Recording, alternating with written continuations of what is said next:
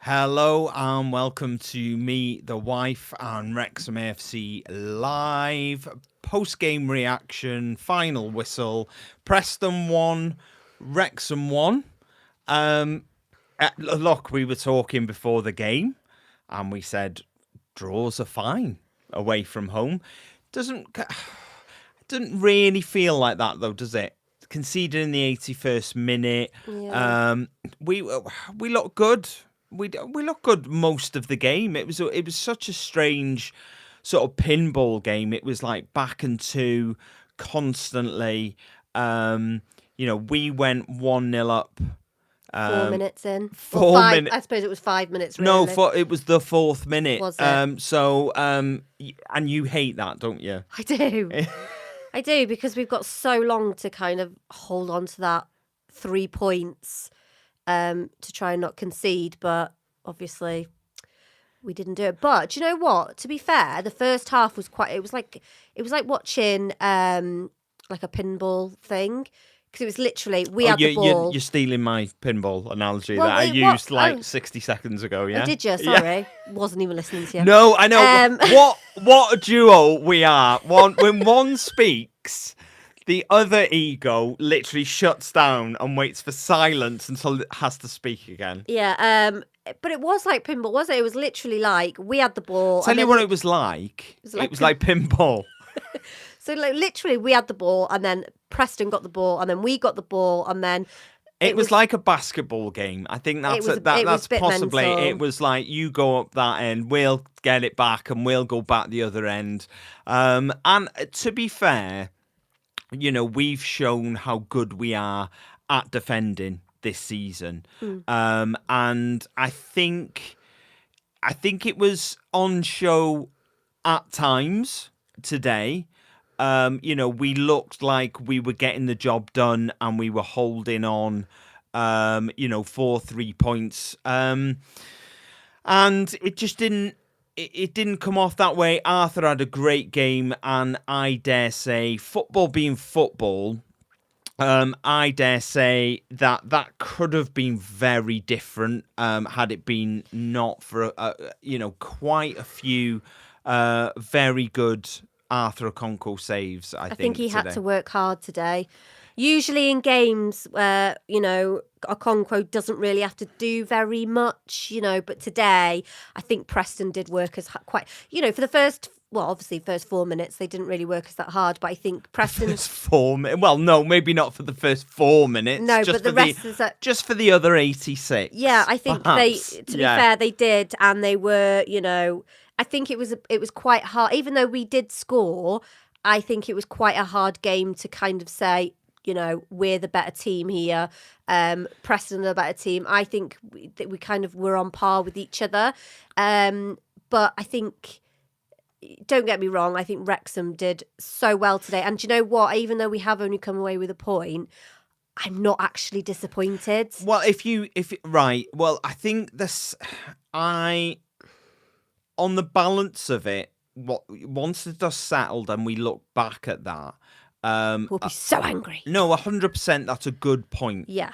At the moment, because we're conceding with only sort of 9 minutes of a normal time to go, it hurts a little bit. Oh yeah. But although on the balance of it, I mean, just looking at the stats, we had 9 shots today. Preston had 24. So, you know what I mean? They had 16 corners, we had 2. XG 2.27 for Preston, 1.41 for us. If you read a game as statistics, I think it looks like we got hammered, but we were so dangerous on the break. We were very good. We were soaking it up, and then we were hitting them on the break. And even though they were probably getting more chances than us, and Arthur was having to work a lot harder than Everson was, it's still, as a Wrexham fan, I always try and be honest. I'm not just sort of like pumping out Wrexham propaganda. But today it was like, it very much felt like either team could have won it, even though the balance of play was probably, with Preston, I still think there was the times when we were going forward, we were going, we could still win this. We're still in this 100%. You know, we had some. Well, to be fair, we were in it most of the game. Yeah, yes, okay, yeah, fair enough. But even at the end, you know, in that last 10, sort of 15 minutes, we still felt like. I still felt like it was there to go and win it. You know, even though Preston had their tails up, they got the goal. They felt like they were at home. They felt like they could go and win it. You could see it, but I do think we could have got another. I will take the point in the cold light of day. I will take that point and I will run home with it. You know, we've drawn 4 away from home in a row now. In against teams including Middlesbrough, who thumped Hull 4-1 away the other night. Ipswich, who've beat Coventry today. Wrexham are still the only team to beat Coventry though this season, apart from Ipswich, who've beat them today, which is what I just said. Oh. So you know. These are good points on the road. It was Preston who've, you know, just been in the playoff places, have dropped out of them. But these are good points that we're picking up, and we shouldn't be too downbeat with games like this where we sort of feel like just held on for another 10 minutes. That would have been 3 points. Do you think in the last few minutes of the game, do you think that was a foul? I think it was against Sheaf. Was it against Sheaf?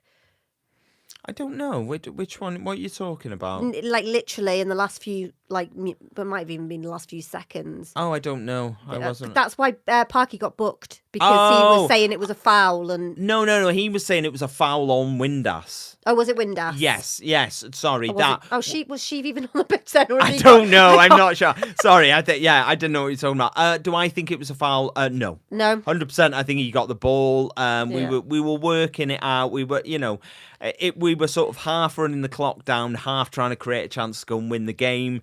It was a good tackle. Good tackle by the defender. What it looked like from Parky's point of view, I don't know, but obviously enough for him to shout enough to warrant getting booked. If anybody's listening to this that was actually live at the game, how did it come across to you? Because obviously. Oh, mind you, I suppose it was on the other end of where you were sitting, really, wasn't it? Because obviously we were like quite well. The away fans were quite far away, weren't they, from where it happened? No, they were right by it. It was at that end. Was it? Do you know what? The game's gone now, so I just completely everything. Yeah, Sian's in a daze. Sian's in a daze, everyone. So, look, you know, have we got any comments that we can go through? I'm trying my best to get onto it, but for some reason I can't. It won't open. Okay, not a problem. That's fine. We can come back to that in a second. That's not a problem. Preston are back up into the playoffs now. Okay, so they're back 5th. Yep. We dropped to 12th. So QPR won today. Southampton also won. So Southampton beat Birmingham 3-1. QPR beat West Brom 3-1. So they go back above us. So we're 12th. At the moment, lots of comments. Yeah, we're 12th at the moment. We are currently 3 points off the playoffs. Stoke currently occupy that final spot. They got thumped today. Stoke. They away at Sheffield United. They got beat 4-0. Sheffield United are on the march. Absolutely, I did say it. A few weeks ago on the podcast, I said you have to fancy that at some point with the quality Sheffield United have got, they are going to sort themselves out and they are going to start making moves sort of through the championship. They're currently 5 points behind us. We're obviously playing them on Boxing Day, so that's something fun to look forward to. A team that are banging form at the moment. So there we go. Sian, sorry, comments. Away you go. We actually got quite a few. So Hugo said disappointing. Yeah. Anne and Nader. No Paul Mullen or Fletcher type caliber player to convert chances in the team just yet. That is a good reason why we are mid-table now. Interesting. I'm assuming you mean Are you talking about off the bench? Like impact players. Like Stephen Fletcher was more of an impact player than Mullen, I would have thought. Yeah, I don't know really because Mullins a strange one because you're basing that very much on National League and League Two. Paul Mullin, he couldn't cut it in League One, so he's definitely not cutting it in the Championship. But I get the point that you're making. Stephen Fletcher, yeah, I get that. Someone that you can turn to who's sitting on the bench and go on, mate, go and win us the game. And I do sort of agree. Maybe we're missing that, but I do sort of feel that's what Josh Windass and Nathan Broadhead are. I know they're not out and out strikers, and they're more of an attacking sort of central attacking midfielder. Josh likes to wander all over the place, left, right, and centre. But I think either or, whoever's starting, whoever's coming off the bench, they're your impact players and the ones that are going to come on and win you the game. Mm-hmm. They're the ones Parky's tapping on the bum and go and win it, mate. Do you know what I mean? And so, yeah, I think we have got impact players from the bench, but perhaps not in the positions that we've been used to over the last few years. Yeah, for me, I wouldn't say Paul Mullen is an impact player. No, I think they were more talking about the player that's there week in, week out to put it in the back of the net. Yeah, like Fletcher definitely was. Chaz put Okonkwo for man of the match. 100%. Yeah, I'm with you. Always, yeah. Karen Pengi. Don't know why I said that like that. Maka was awesome too. He was, and he is kind of being quite consistent at the minute, isn't he, with his play? Yeah, so dangerous. His crosses were really dangerous today, and Preston's really struggled with them at times. And we could have. That's obviously where the goal came from. We could have got one or two more from McLean crosses as well. Thomason's header was the one that I'm sort of stretched for, and it faded just at the last minute wide of the post. But yeah, I thought Maka was great today, 100%. And if he wasn't on the pitch, then it could have been more than one goal, because obviously there was that fumble, wasn't there? And he was in the goal mouth and he kicked the ball away. Yeah, so he did. He cleared it off the line as well. So yeah, cleared it off the line. That's the professional way of saying it, isn't? I like the passion you went with. Kicked it away. Yeah. TES Racecourse Ramble yesterday talked about how Parky never prioritizes pace, and man, you can always see it when we get a truly fast. Well, when will we get a truly fast player? Well, we've got the transfer window coming up in January. I think Lewis O'Brien's quite a fast player. Yeah, I think where you notice pace to be an issue is on the flanks. So Jimmy, for all that he played well today, he hasn't got the pace. God, he is slow. He is, unfortunately. When he's defending, and the lad sort of, there was a quite a pacey winger out wide, knocking it past him and absolutely burning him. So from that point of view, but I think Parky likes more intelligence in a footballer as opposed to knock it and chase it, which. Look, there are fast players out there in the Championship that are more than just knock it head and chase it.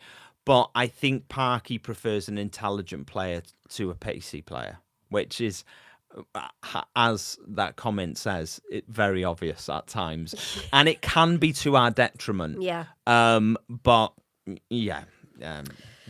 Karen said again, we performed great. Chaz I was watching the end of the match and they were showing the other fixtures. A, L and R was listed next to the other matches. What do these mean? Well, I know that A means abandoned because sadly a supporter at the Charlton game today, I believe it was a Charlton fan, sadly passed away. There was a medical emergency and they stopped the game, and then I think sadly he passed, or he or she, I'm not even sure if it was a man or woman, passed away. And we had two abandoned games. So so as Sham's saying, A is abandoned, R is result, and L is latest. So anything with R next to it, the game's finished. Anything with A next to it, the game has started but have been abandoned. What was the other game that was abandoned? The other game that was abandoned was Blackburn versus Sheffield Wednesday, waterlogged pitch. Was that home at Sheffield by any chance? No, it was a Blackburn. Oh, was it? Yeah, it's the second time that's happened to Blackburn this Blackpool season. need to sort it out, don't they? Yeah, and so there are going to be questions from the FA about Blackburn, because to get a waterlogged pitch twice, I appreciate you can't change your geographic location, but in the Championship you should have a pitch that's able to drain away water, unless you are getting like some flash flood level of water. Then that's a bit of an issue. So yeah, latest the reason you'd see L next to games, Chaz, when they're showing you the results, is that a game might have run over longer than the others. So that's showing you that it hasn't quite finished yet. Yeah. So. Woody said, "I'm disappointed. We have to score more than one goal."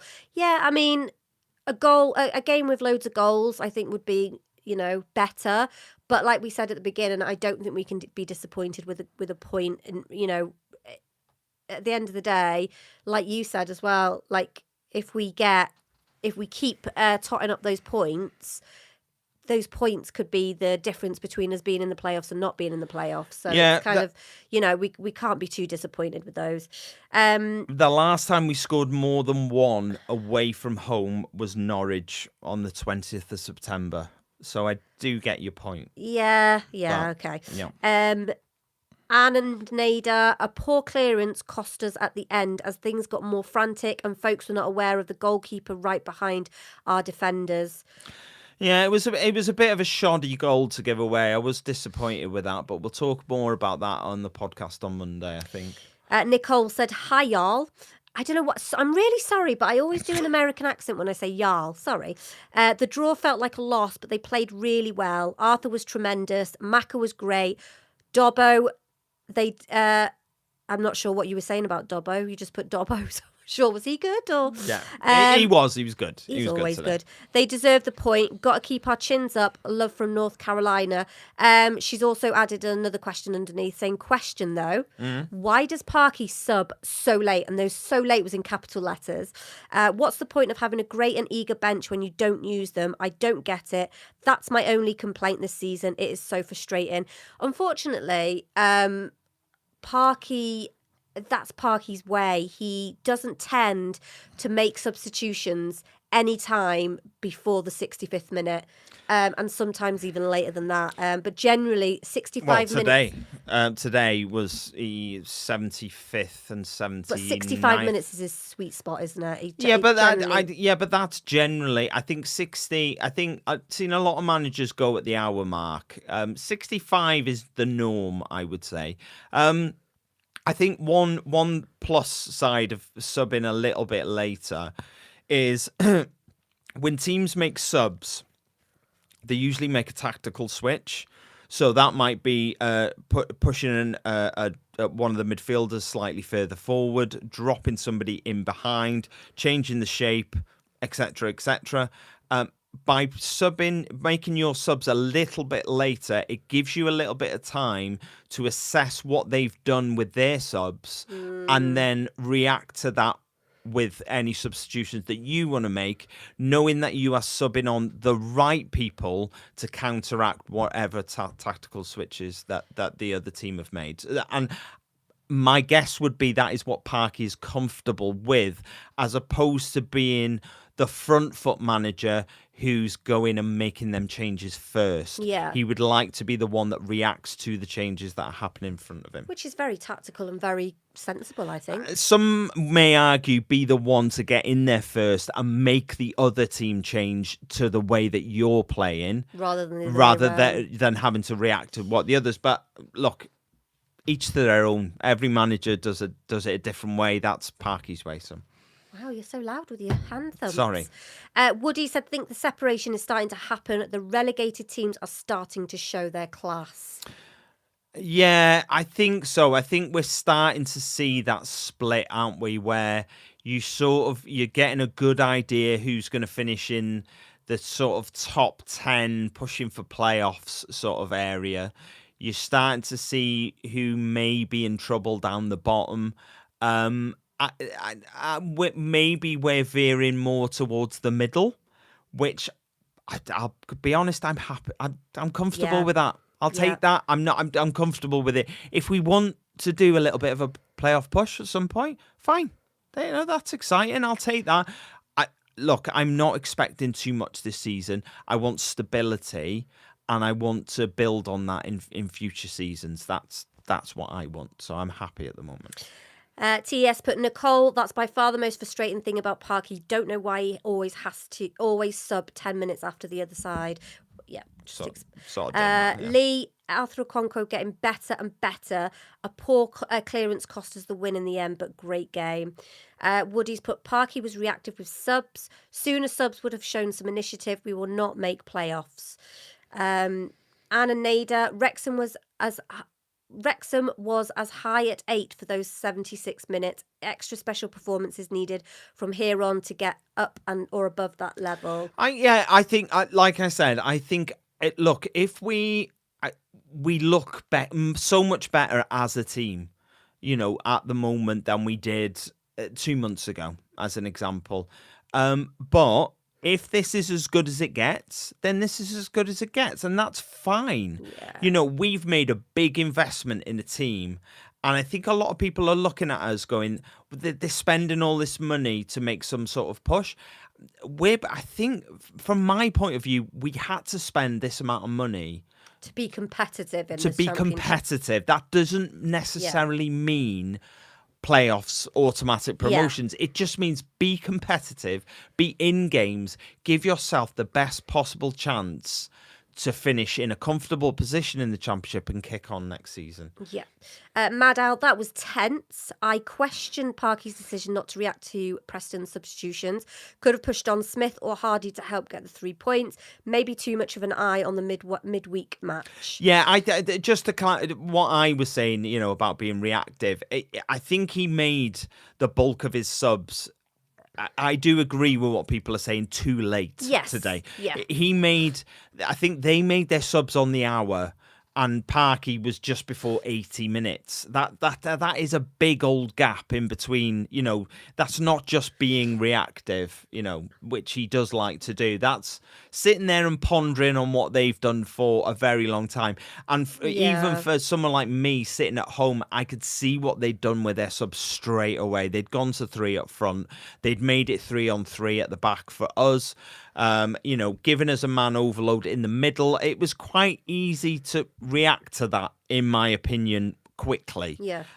So why he left it 20 minutes, I don't know. Yes, I can see why people are frustrated. There's a lot of comments about the substitutions. Hugo's put subs were late and not enough subs in late second half.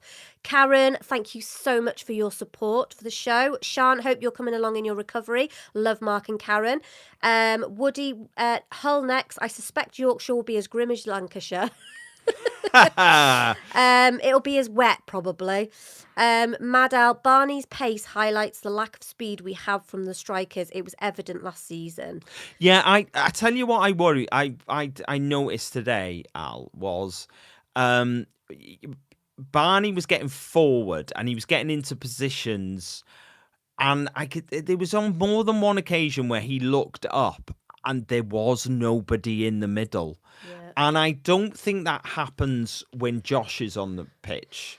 I think Josh is very good at reading play, and he's got a bit of a burst of speed to get into the box. Kiefer doesn't really have that pace, so he sometimes does get left behind, and the wingers or, sort of wing backs are having to check before crossing the ball in, where you would like, knowing that we've got Issa to come back in, and he does like to, pump it forward and chase after it and whip balls into the box. And yeah, I was a little frustrated by that at times today. Yeah, 100%. Mark, good morning here in California. I bet your weather is much better than it is over here at the moment. I bet it is. Yeah. Glad for the point. I keep thinking there are still 27 games to go. Obviously, so much can happen to all the teams. Yeah, I mean, you've seen teams like that have been, in the bottom 3 for like weeks, and then all of a sudden they've just got this mad momentum, and they're climbing up slowly but surely. It's a weird one, though, the Championship, because, if you take Derby as an example, Derby were down and around the relegation places. They went on a brilliant run and they were up by the playoffs, and now they're back down to 15th again. So it is it can be such a yo-yo league where you're just So tight as well, the points. it is Point-wise. massively tight. I mean, Stoke are on 30, who currently occupy the last playoff spot, and 10 points back is Swansea in 20th. It is so tight. It is. So tight in there, and a few wins from anyone or a few losses from anyone could propel you in whichever direction. Yeah. So super tight at the moment. Mark's put the league. This is Mark Steinland. This league is very difficult. Keep supporting the lads. Steve Barton, again, thank you so much for supporting the show. Thank you very much, Hope Steve. Sean is doing well. While we had plenty of chances to win, I'll take an away point every time. Woody's put, I'm happy that Sean is looking so much chipper. Thank you. Hugo, you could tell a goal by Preston was coming, but no subs to change it. Mad Al, can't include Norwich in that class statement. Not sure what that's referring to. Sorry, what was the comment? I wasn't. Can't include Norwich in that class statement. I don't know. Steve Barton, remember to support the Wrexham women tomorrow at 2 p.m. Free to watch on iFollow with a free cam. Good advertising there, Steve. Well done. Hugo, the Red Horde commentator was saying we were defending continually. Yeah, we were, obviously. Yeah, we were, to be fair, but we were doing it well. They were getting chances, but it sort of felt like we were going to hold on, and we were good enough to hold on. And I think it was, from my point of view, it was just disappointing.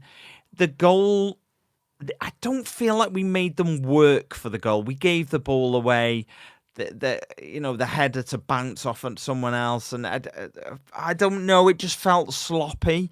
And if a team goes out and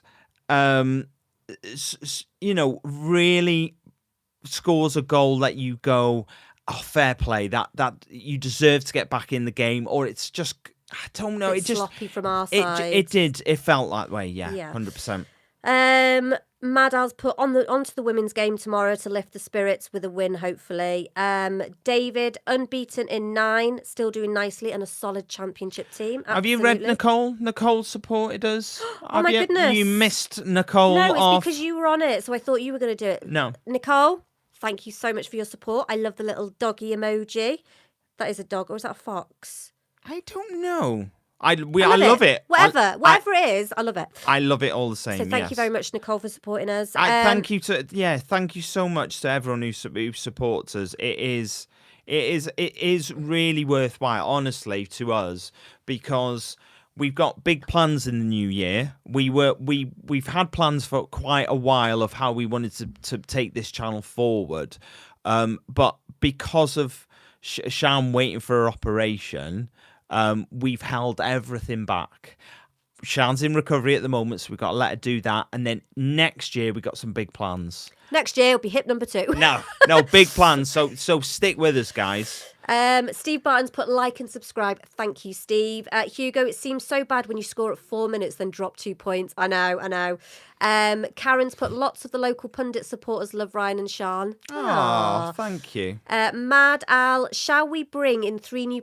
Say we bring in 3 new players in January. Who goes? Maka has earned his spot. Maybe Lee, Hardy and Cody. Yeah. Well, there's big rumours that Hardy is really not happy, and who could blame him? Because there's obviously a lack of trust between Parky and Hardy for whatever reason. Can I say what I know? No, I won't say it. Yeah, there's a lack of trust between Parky and Hardy. Okay, I'll leave that there. But so it doesn't look like he's getting game time anytime soon. So rumours are he wants out in January, be that on loan or get sold again. It's just the way it is. It's such a fast moving team. Cody, I think he's valuable to keep around if he's going to. I get what Al's saying, maybe not within the squad, but at the age he is, I very much feel like he wants to play.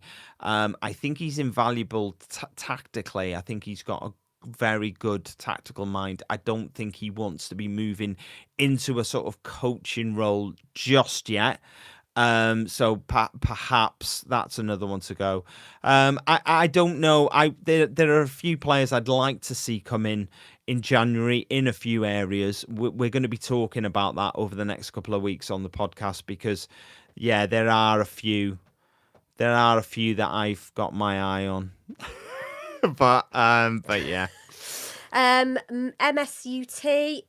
Sorry, unbeaten in 9, but needs subs in early. Yeah. TES, I'm ambivalent about Dobson. I know he's been great for us, but he's poor offensively, constantly giving the ball away. We will be better when we upgrade his role, I think. It's such an interesting one that you say that. Who said that? TES. TES.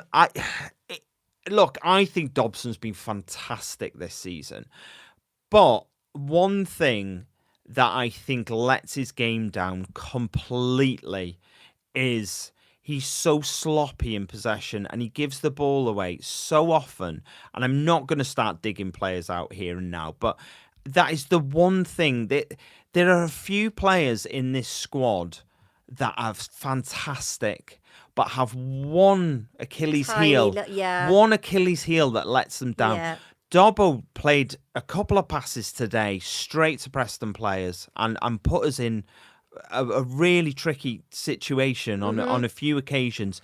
He played one in the first half, literally across the box, and it went straight to a Preston player. I completely agree. I'm not sure I'm ambivalent about him. I think, for me, he needs to improve in that one area. And you look at other players like Lewis O'Brien, fantastic, love him. But when he gets in that one-on-one situation, it's the one thing that he just needs to improve. Maka, he's not got the pace. There's loads of. But I'm not sure that's something he can improve on. Do you know what I mean? I think there's a lot of players who have this one thing that they could improve on. So, yeah, I'm sort of with you, even though it doesn't feel right to be with you. Yeah. But I sort of am, yeah. Merculago, tough game. We were lucky to draw that. He actually, Freudian slip there, I think. He put win that, but he meant draw. Woody, I've enjoyed watching Wrexham women this year, pure class. I think for us, they have been. Unfortunately, they are doing really well, because of our release schedule, it's not really conducive. We're talking about the women's team. We do watch the women's team. Every women's game, we do watch it. Because they usually play on a Sunday, they usually play after we've recorded the episode, which comes out on the Monday. So we can't then talk about it until the following episode, which we record on the Sunday. But by the time it comes out on that Monday, they've played again. Yeah. So it just doesn't work for us, unfortunately. We'd love to talk about the women more. But, and at Christmas, because they have a break, we will talk about the women's team, a little bit more and where they're at and how their season's gone. Unfortunately for us, it's not conducive for us to talk about them on a weekly basis. But yeah, I agree. Merculago, they could have crushed us. Okonkwo was amazing. Chaz, the amount of crosses they had was stunning. Hugo, good show. Woody, Elliot Lee sounded very positive on the Tozer podcast, so I suspect Lee might get a run out in January, although I've written him off already. I think he might be going out on loan for a bit, maybe. Possibly, I don't know.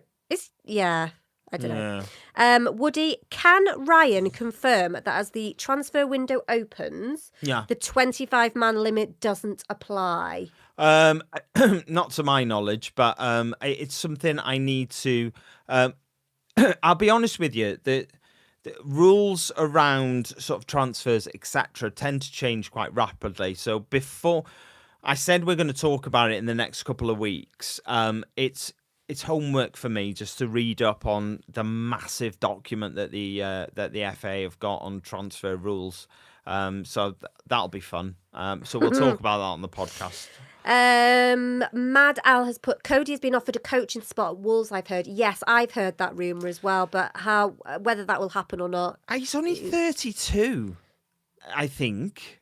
So that's what I sort of said. It was alluded to that he was very interested in coaching, and when we went to play Leicester, he was invited into the managers' meeting and sort of went through tactics and all that sort of thing. Which But was that because he played for that yes, team? it was. But just because I'm very sure that Ryan Longman is not going to be invited into the managers' meeting because we're playing Hull in midweek. Do you know what I mean? You've got to be a certain type of person and, have that analytical knowledge of teams that you can step into that sort of environment.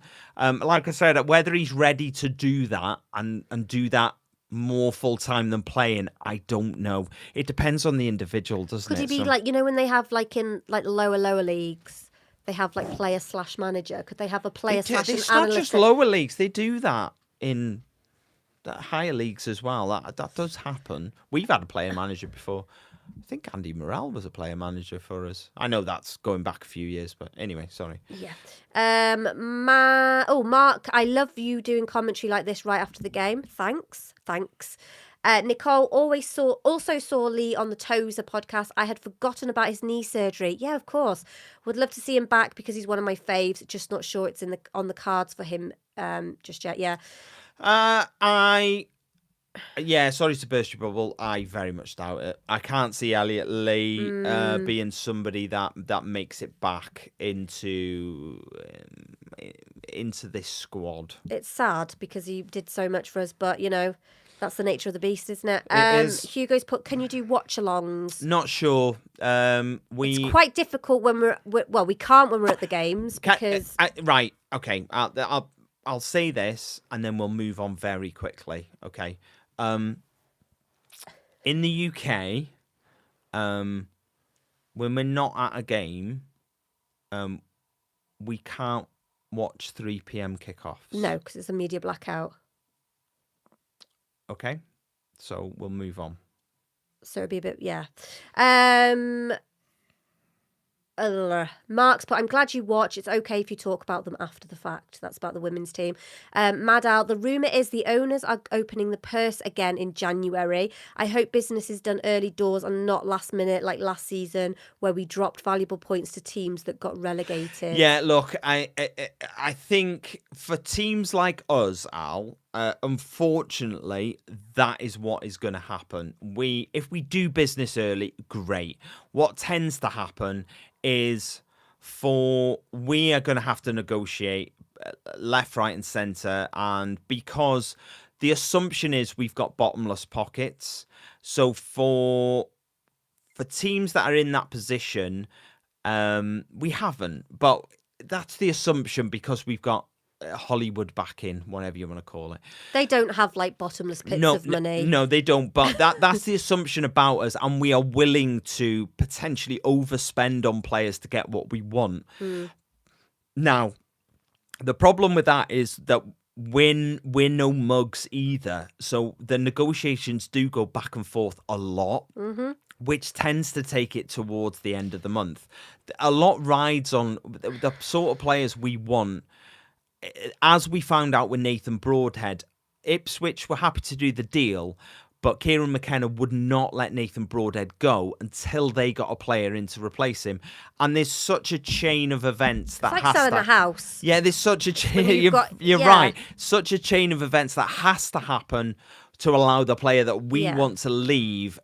The last day of the transfer window is where we tend to end up. Fingers crossed it's not like that, but that tends to be. So I would buckle in for that one.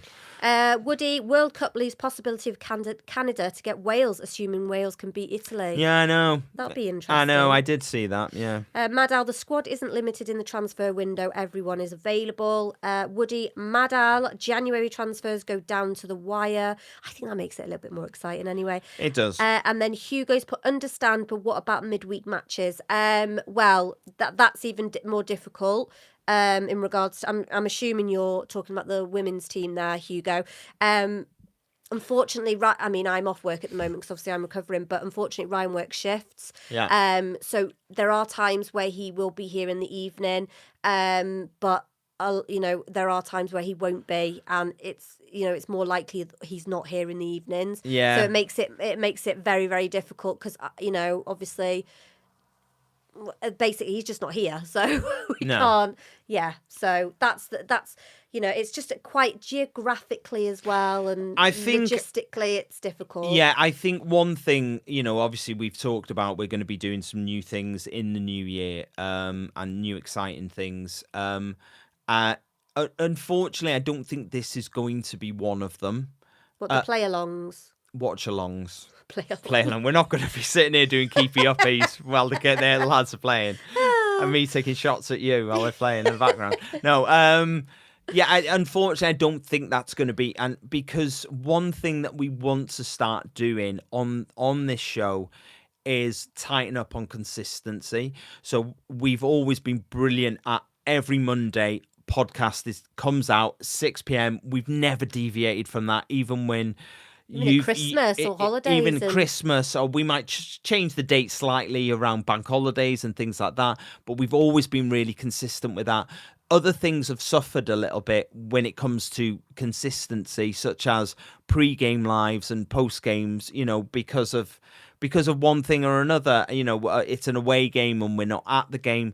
This is where, we're doing this now and we want a bit more consistency. Yeah. So I think the watch-alongs, look, it's on the back burner, it's on the list, but I can't see it being bumped up the list anytime soon because we want to try and build a bit of consistency on the show. And if we're going to do something, I think it's something that we would rather do week in, week out, as opposed to, we can do that one, we can't do that one, we can't do that one. Oh, we can do this. Maybe when we retire from our jobs. Maybe. I don't know, but we'll see. We'll see. We do have a very long list. Which is not going to happen anytime soon. No. Another 20-odd years, maybe. Yeah, look, thanks for joining us. We have reached the end of the comments, so thank you so much for joining us. Thank you to everybody who used Super Chat, who supported the show. Yep. You're absolutely brilliant. I'll shout you out again. That's Nicole, that's Steve Barton, and that's Karen. Thank you. Karen and Mark. Karen and Mark. She put Karen and Mark at the end of it. Okay, so thank you very much to you for supporting us.